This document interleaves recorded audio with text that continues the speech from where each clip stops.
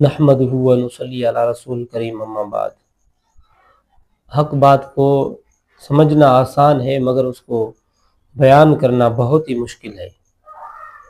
اللہ تعالیٰ قرآن مجید کے اندر فرماتے ہیں یا ایھا الذین آمنوا اتقوا اللہ وقولوا قولا سدیدا، اے ایمان والو اللہ سے ڈرو اور درست بات کہو۔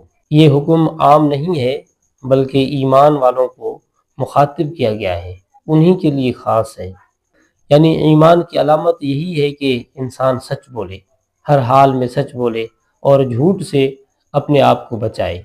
تو اللہ تعالیٰ اسی کی طرف ہمیں بلا رہے ہیں کہ ایمان والوں سچی بات کرو، درست بات کرو، چاہے وہ بات آپ کے اپنے خلاف ہو، چاہے وہ آپ کے اپنے رشتہ داروں کے خلاف ہو، آپ کے گھر والوں کے خلاف ہو، لیکن بات کرو، سچ بات کرو، درست بات کرو۔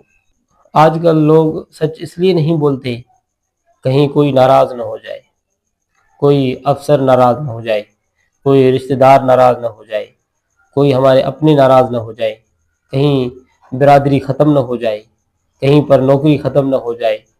صرف اسی وجہ سے سچ نہیں بولتے۔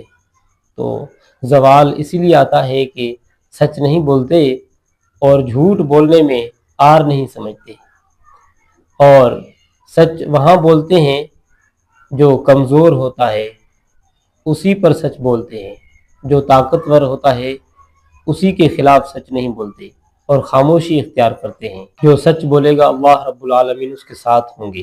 پھر بھی اگر ڈر لگتا ہے تو ایمان کی کمزوری ہے، اس لیے انسان کو ڈر لگتا ہے جس کے خلاف میں یہ سچ بول رہا ہوں وہ مجھے تکلیف نہ پہنچا دے، یہ ایمان کی کمزوری ہے، اس لیے سچ نہیں بولتا۔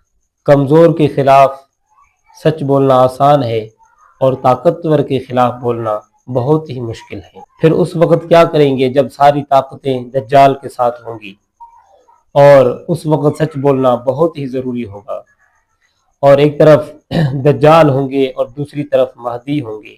پھر یہ کہیں گے کہ یہ باطل ہے اور یہ حق ہے۔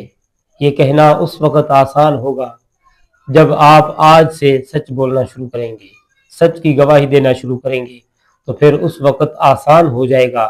آپ یہ کہہ سکیں گے کہ یہ باطل ہے دجال اور حق ہے امام مہدی، اسی کے ساتھ رہنے والے، اسی کا ساتھ دینے والے، اسی کے ساتھ لڑنے والے، اسی کے ساتھ جہاد کرنے والے، یہ سارے حق پر ہوں گے اور یہی جنت کا گروہ ہوگا۔